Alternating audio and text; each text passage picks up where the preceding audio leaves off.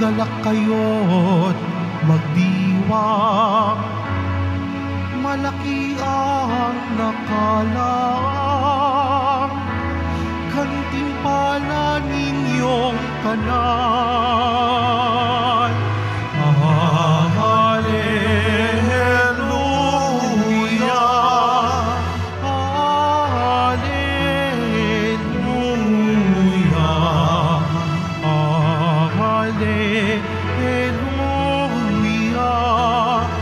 Hallelujah.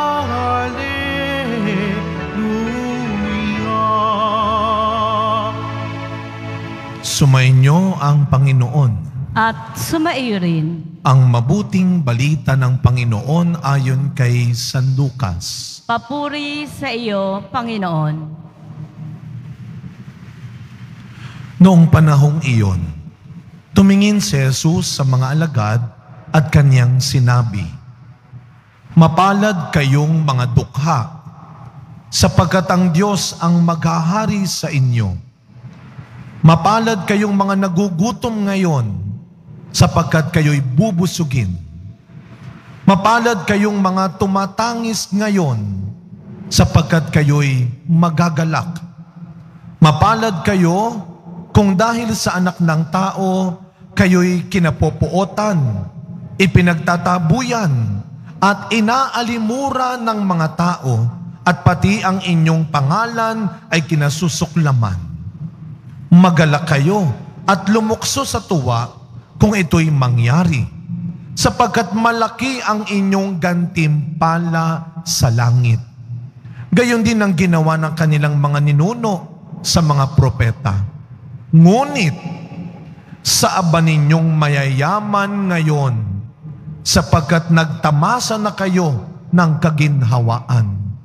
Sa aba ninyong mga busog ngayon, sapagkat kayo'y magugutom. Sa aba ninyong nagsisitawa ngayon, sapagkat kayo'y magdadalamhati at magsisitangis. Sa aba ninyo, kung kayo'y pinupuri ng lahat ng tao, sapagkat gayon din ang ginawa ng kanilang mga ninuno sa mga bulaang propeta." Mga kapatid, ang mabuting balita ng Panginoon. Pinupuri ka namin, Panginoong Hesukristo. Magsiupo muna po tayong lahat. Good morning po sa inyong lahat. Sabay-sabay muna nating papurihan, pasalamatan ng ating mahal na Pong Jesus Nazareno. Isang malakas na palakpak ng papuri at pasasalamat para sa ating Panginoong Jesus Nazareno. Pwede ho ba sabihin niyo po sa katabi ninyo, God bless you? Diba? Ang sarap mo nung ganun, ano? Sana nga ganyan yung ating batian, naiisip, at sinasabi ng madalas. Hindi nyo kaano-ano o kakilala siguro yung sinabihan ninyo, pero malay ninyo, yun ang magpapagaan sa katabi ninyo. Yun ang hinihintay marinig ng katabi ninyo. At yun ang hinihinging marinig ng katabi ninyo. Kaya alam nyo, mag-iingat tayo sa mga binibitawan nating salita. May kapangyarihan ng salita. The power of words. Na ang bawat salita can make or break your day. Di ba? Kaya minsan nga kahit pangit ang simula ng araw mo, tapos pagdating ng tanghali, may nakasalubong ka, may nag-message sa iyo, may tumawag sa iyo, at may sinabing napakaganda. Parang biglang nawala yung problema mo. Salita lang yan. Pero wag mong ipagdadamot yan. Kaya anumang maganda, mabuti at totoong kaya mong sabihin, wag mo nang ipagdamot. At kung anuman ang maganda, mabuti at totoong pwede mong sabihin, ibigay mo. Huwag kang mahiya. Malaking bagay yon. Kaya nga, pag tayo lumalabas ng bahay, ihahanda mo ang sarili mo. Kasi pag humarap ka sa mga tao, paglabas mo ng bahay, haharapin mo hindi lang yung mga taong tuwang-tuwa sa'yo, gustong-gusto ka at naniniwala ka o sa'yo. Whether you like it or not, haharapin mo pati yung mga taong ayaw na ayaw sa'yo. Walang katiwa-tiwala sa'yo. Alam niyo kung saan magkakatalo-talo? Disposisyon. Kung paano mo hinaharap, tinatanggap yung mga mabubuti, tama, totoong sinasabi, at ang mga pawang kasinungalingan at paninira lamang. Ngayong araw na ito, ipinagdiriwang nating kapistahan ni San Juan Crisostomo, St. John Chrysostom. Alam niyo po ba kung anong ibig sabihin ng kanyang apelido?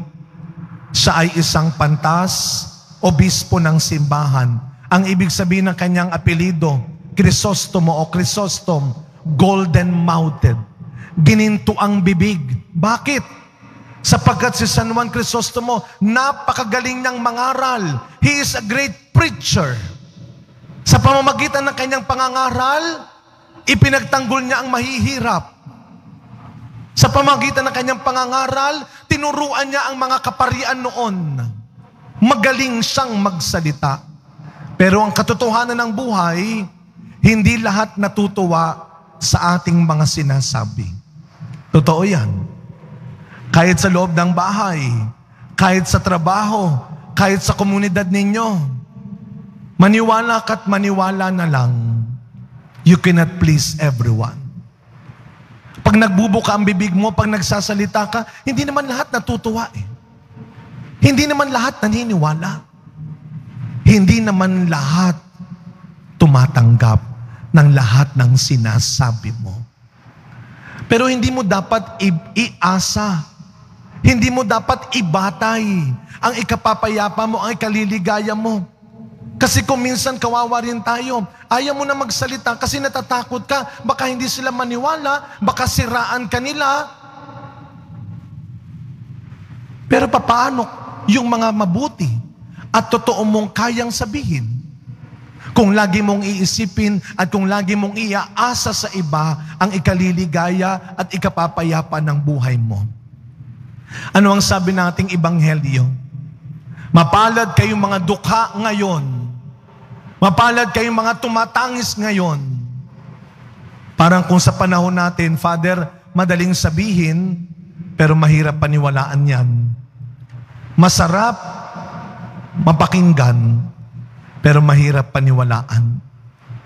Lalo na kung matagal ka nang naghihirap, kung matagal ka nang maraming hinahangad na hindi mo pa rin nakukuha, anong masaya dun, Father? Pero lagi nating tatandaan, ang kaligayahan hindi laging nakabatay sa sitwasyon at kondisyon ng buhay, kundi nasa disposisyon sa buhay. Ang kaligayahan hindi laging nakabatay sa kondisyon at sitwasyon ng buhay, kundi nasa disposisyon sa buhay. Kung ang kinaliligaya mo ay yung magkaroon ka rin ng kasing dami ng pera ng iba, kung ang ikaliligaya mo ay magkaroon ka rin ng kasing mahal na mga gamit ang meron ng iba, kung ang ikaliligaya mo ay makapunta ka rin sa lahat ng pinupuntahan ng iba, maghintay ka. If you will wait for happiness, you will wait forever. But if you will choose to become happy now, you will become happy forever. Sabi nga, happiness is not about getting all you want, but enjoying all you have. Happiness is not about getting all you want, but enjoying all you have. Baka naman nasa harap mo na, kasama mo na, at kasama mo pa ang tunay na kaligayahan ng iyong buhay. Huwag mong sayangin. Kaya ano ang sabi ng unang pagbasa?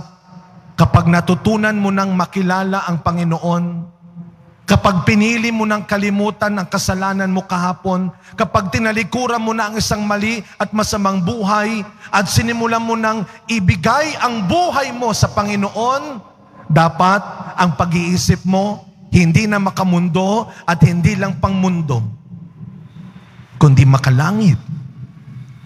Lagi ko sinasabi, nandito ka sa mundo, pero hindi ka para sa mundo. Dahil ang langit ay hinahanda ng Poong Nazareno para sa iyo. Sa pagkapatuloy na misa natin, mga kapatid, walang masama, hindi masama, na humingi tayo sa Panginoon ng mga biyayang hinahangad natin. Pero wag natin kalilimutan, higit pa sa kayang ibigay ng mundo, higit pa sa kayang gawin ng ibang tao sa iyo, ang tunay na kaligayahan at kayamanan mo ay nakasalalay pa rin sa buhay na gagawin sa iyo ng Panginoon. Ang kaligayahan ay hindi laging batay sa sitwasyon at kondisyon ng buhay, kundi sa disposisyon sa buhay. Araw-araw, huwag mong ipagdamot, huwag kang matakot, ibigay ang kayamanang ibinigay ng Diyos sa iyo, ang kabutihan mo.